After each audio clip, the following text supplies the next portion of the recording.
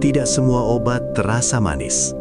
Sebagian justru hadir dalam rasa pahit yang sering dihindari, namun diam-diam menyimpan kekuatan. Salah satu yang paling terkenal dan paling sering dibicarakan penderita diabetes adalah pare. Buah hijau dengan rasa pahit ini sering dianggap sekadar sayur dapur. Padahal, bagi sebagian orang, pare bukan sekadar makanan, melainkan ikhtiar alami. Hari ini, kita tidak hanya membahas manfaatnya, tapi kita akan mengupas tuntas bagaimana pare bekerja, bagaimana cara mengolahnya, dan bagaimana cara menggunakannya dengan benar. Karena banyak orang tahu manfaatnya, tapi sedikit yang benar-benar tahu cara memakainya.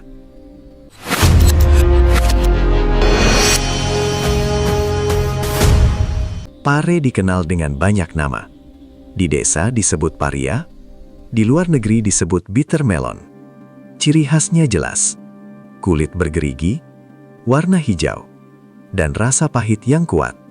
Namun, rasa pahit itu bukan kebetulan. Di dalam pare, terdapat senyawa alami penting, seperti charantin, polipeptida P, dan visin. Beberapa peneliti menyebut, senyawa ini bekerja mirip insulin alami. Artinya, pare membantu tubuh menyerap gula dari darah, masuk ke dalam sel, untuk dijadikan energi. Bukan hanya itu, pare juga membantu meningkatkan sensitivitas insulin, mengurangi resistensi insulin, dan menekan lonjakan gula setelah makan. Inilah alasan kenapa pare sering disebut insulin dari alam. Pare paling sering digunakan oleh penderita diabetes tipe 2, pradiabetes, gula darah yang sering naik turun, atau mereka yang memiliki keturunan diabetes. Namun, bukan hanya itu. Orang yang ingin menjaga gula tetap stabil juga bisa menggunakannya sebagai pencegahan. Karena pare tidak hanya menurunkan gula, tapi membantu tubuh belajar mengatur gula. Sebelum masuk ke cara pembuatan, ada satu hal penting. Pare bukan obat instan. Pare bekerja perlahan, bertahap, dan membutuhkan konsistensi. Banyak orang gagal, bukan karena parenya tidak ampuh, tapi karena berhenti terlalu cepat, atau cara mengolahnya salah. Karena cara mengolah menentukan kekuatan herbal. Tidak semua pare sama. Untuk herbal diabetes, pilih pare dengan ciri berikut. Warna hijau tua, tidak terlalu kuning. Tekstur keras, tidak lembek. Pare yang terlalu tua biasanya lebih pahit, tapi kandungan airnya berkurang. Pare yang terlalu muda, kadang kandungan zat aktifnya belum optimal. Pilihan terbaik adalah pare setengah tua, hijau segar, padat, tidak layu. Sekarang, kita masuk ke bagian terpenting, cara mengolah pare menjadi herbal. Ikuti perlahan. Pertama, cuci pare di bawah air mengalir, gosok permukaan kulitnya. Tujuannya, menghilangkan pestisida, kotoran, dan bakteri permukaan. Jika memungkinkan, rendam sebentar dengan air garam, sekitar 5-10 menit, lalu bilas kembali. Langkah ini sering diremehkan, padahal penting untuk keamanan herbal. Selanjutnya, belah pare memanjang, gunakan pisau bersih. Setelah dibelah, Anda akan melihat bagian dalamnya. Ada biji dan lapisan putih. Lapisan putih ini sangat pahit, namun juga mengandung senyawa aktif. Jika ingin efek maksimal, biarkan sebagian lapisan putih. Jika tidak kuat pahit, boleh dikurangi sedikit. Kemudian, kerok biji menggunakan sendok kecil. Biji pare sebenarnya boleh dikonsumsi. Namun untuk herbal minum, biasanya dibuang, karena biji membuat rasa lebih tajam, dan tekstur minuman kurang nyaman. Setelah itu, iris pare tipis-tipis. Semakin tipis, semakin mudah zat aktif keluar. Irisan tipis juga memudahkan direbus, dijus, atau dikeringkan. Ini rahasia kecil yang sering dilewatkan orang. Sekarang, kita masuk ke metode pengolahan. Metode pertama, air rebusan pare. Ini metode paling tradisional. Masukkan irisan pare ke dalam panci. Tambahkan 2-3 gelas air.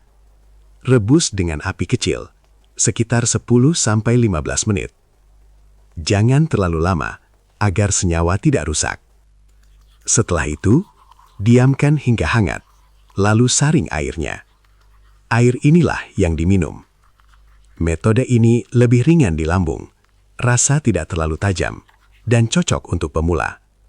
Metode kedua, jus pare murni. Metode ini lebih modern, namun efeknya biasanya lebih terasa. Masukkan irisan pare ke blender, tambahkan sedikit air matang. Blender tanpa gula, tanpa madu, tanpa pemanis. Saring jika perlu, lalu minum langsung. Rasanya memang sangat pahit, namun kandungan zat aktif lebih utuh. Biasanya dipilih oleh penderita diabetes lama yang ingin efek lebih cepat. Metode ketiga, pare kering.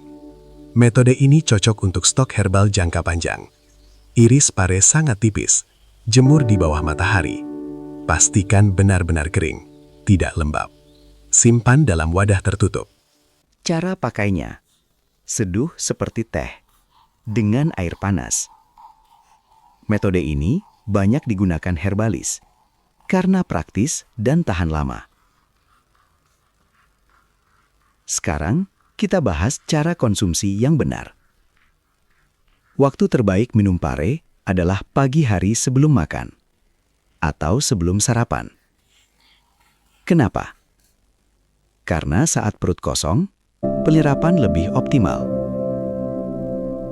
Pilihan kedua, sebelum makan malam. Untuk pemula, mulai dari sedikit, setengah gelas dulu. Lihat reaksi tubuh. Jika tubuh menerima dengan baik, baru ditingkatkan secara bertahap. Frekuensi ideal, 3-5 kali seminggu. Tidak harus setiap hari. Karena herbal juga butuh ritme, agar tubuh beradaptasi. Sebagian orang merasakan perubahan seperti gula darah lebih stabil, tidak mudah lapar, ngantuk berkurang, haus berkurang. Namun, efek tiap orang berbeda, tergantung kondisi tubuh masing-masing. Ada beberapa hal yang harus dihindari. Jangan campur pare dengan gula, karena bisa menetralkan efeknya. Hindari minum berlebihan, karena bisa membuat lemas, pusing, atau gula terlalu turun. Dan untuk ibu hamil, sebaiknya konsultasi terlebih dahulu, karena pare memiliki efek yang cukup kuat. Pare mengajarkan satu hal, bahwa yang pahit tidak selalu buruk. Kadang, justru yang pahit adalah penyelamat. Di dapur sederhana, tumbuh tanaman yang sering kita abaikan, namun menyimpan potensi besar. Pare bukan keajaiban instan, namun bagi mereka yang sabar dan konsisten, pare bisa menjadi sahabat dalam perjalanan mengendalikan gula darah. Di episode berikutnya, kita akan membahas herbal lain yang tidak kalah luar biasa. Karena alam masih menyimpan banyak rahasia bagi mereka yang mau belajar.